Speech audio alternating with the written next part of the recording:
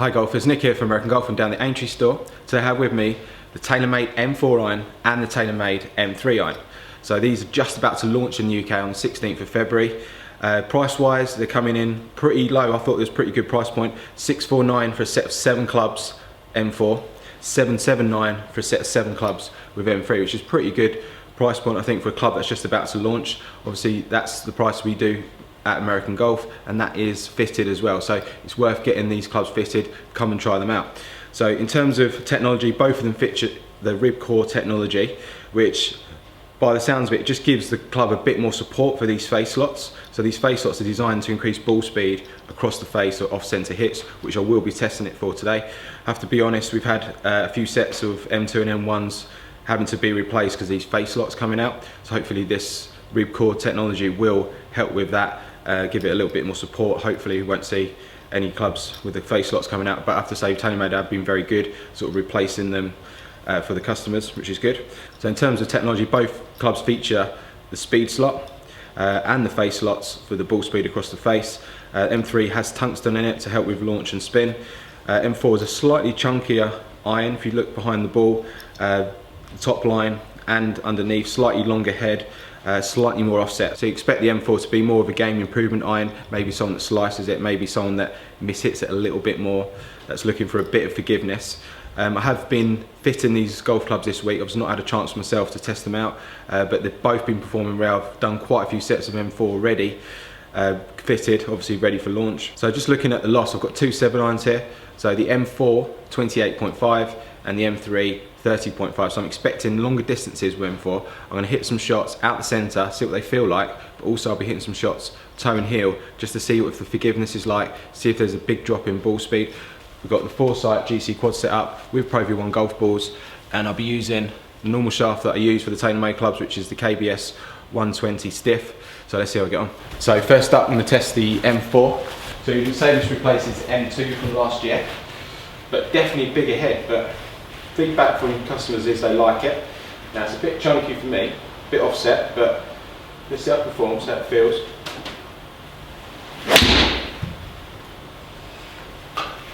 Not bad, wasn't the softest feel, but just pushed it out to the right. You see a little bit worried about overdrawing this, but decent sort of distance there, well over 170 carry. That felt good. Get that better. That's probably more the flight I'd expect. A little bit of an overdraw, but that did feel quite good. Carried like 180. It's quite long for me.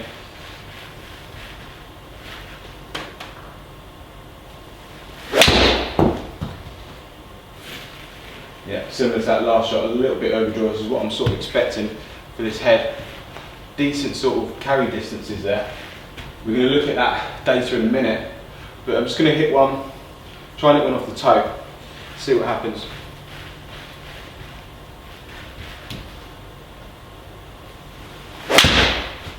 Felt the club twist in my hand there. Wow. So you can see the drop off in distance, but still that's a pretty good shot. Maybe for me hitting off the toe. Now I can see the strike there, bottom toe, performed well. I have to say, I'll be interested to see what the drop off was in distance there, but let's now try and hit one out the heel.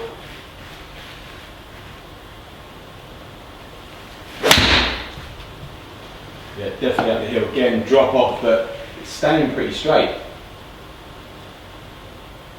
Yeah, definitely out the heel. So let's take a quick look at that data. So I tried to hit 3 normal shots there, trying to do my best swing as possible. Now the first one, pushed it out a little bit to the right. I was a little bit concerned. I've hit this a few times and I've been overdrawing a little bit. And I just pushed that first one out a little bit. So ball speed was 122, still carried over 170. The next 2, probably more the flight I would expect. Now normal swing, shot 2 and 3, 126 ball speed, 124 ball speed. Now that's pretty high. I know I'm expecting some high numbers here from this club because of the loft, 28.5 degrees. So carrying around 180 for a 7-iron, for me that's pretty long. Now it's not all about carry for me. I wouldn't say this is the perfect club for me, but I have to say the feel for me was better than I thought it was going to be. I tried M2 last year, it felt a bit clicky. This felt a little bit more solid, but not quite as soft as say a Forge club. So the 4th shot I was quite impressed with. So I hit that one out low toe, still got to 120 ball speed. So a slight drop off, maybe 5 miles an hour. But still carried 167. You saw it landed quite close to the pin, so it was quite a good shot. Obviously, I felt the club twist a little bit as I hit that. So considering that was a bad shot, you're still hitting the green. So forgiven, definitely forgiven. And then the last shot out the heel, again, just moved just slightly left of the pin that time. A bit more of a drop off in ball speed, dropped to 115, so more 10 mile an hour drop off. So looks like slightly out the toe is not a bad shot with this M4. So I was quite impressed with that. It'll be interesting now to see the performance of M3. I'm going to do the same thing, 3 normal shots, then 1 toe and 1 heel. So next up, M3. Now, M4 for me felt better than I thought it would, better than M2 last year. Now M3, a bit more appealing in terms of looks. Let's see how it feels. Feels better, more solid.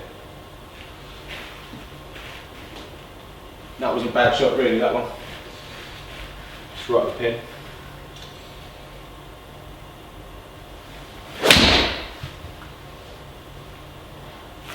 Slight overdraw, which seems to be my bad shot.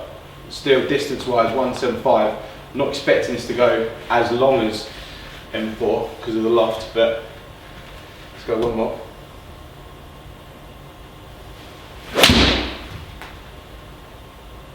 Now I just pushed that a little bit. I was a bit worried about the overdraw. That was a little bit of me, but still 170 carry. Feels pretty good. Struck those all right. Now let's go 1 toe. See what happens. Now with the M4 we saw that land near the pin with this toe strike, so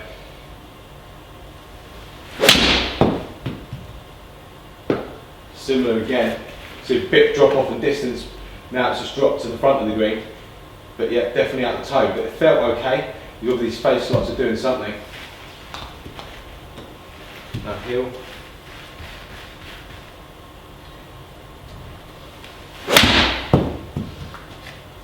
Yeah, definitely felt like the heel there. I felt I vibrated a little bit, dropped off again. So let's take a look at that data. So 5 shots there with M3. Ball speed on the good ones, 120, so about 5 mile an hour less than M4, which you'd sort of expect. Distance wise, carrying around 170, so a slight drop off there compared to M4.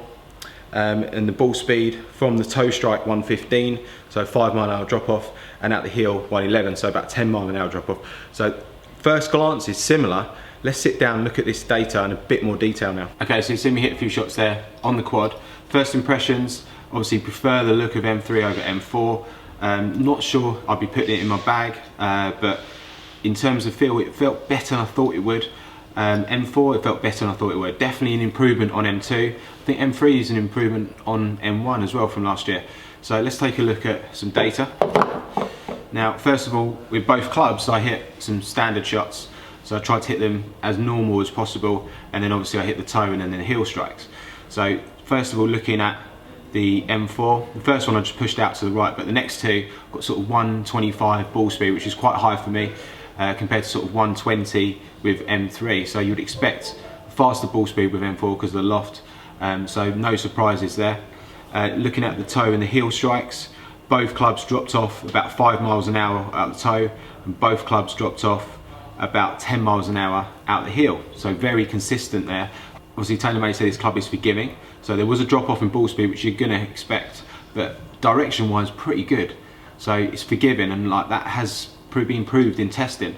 So if you don't mind the looks of a slightly bigger club, then both of these clubs could definitely suit you. So looking at those off-centre strikes, you would expect that drop off, but one thing I would say is quite forgiving, and that has proved in testing. So if you need something that's forgiving, definitely look at M4 or M3.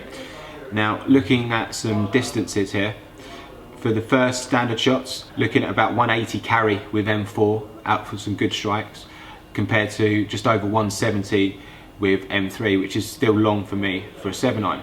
Now looking at the spin rates, so the ones that I hit well, looking at about 5,000 spin rate with M4 and probably about 5,500 spin rate with M3. So slightly higher spin rate with M3 is probably more likely to stop on the green, but you'd expect that looking at the loft.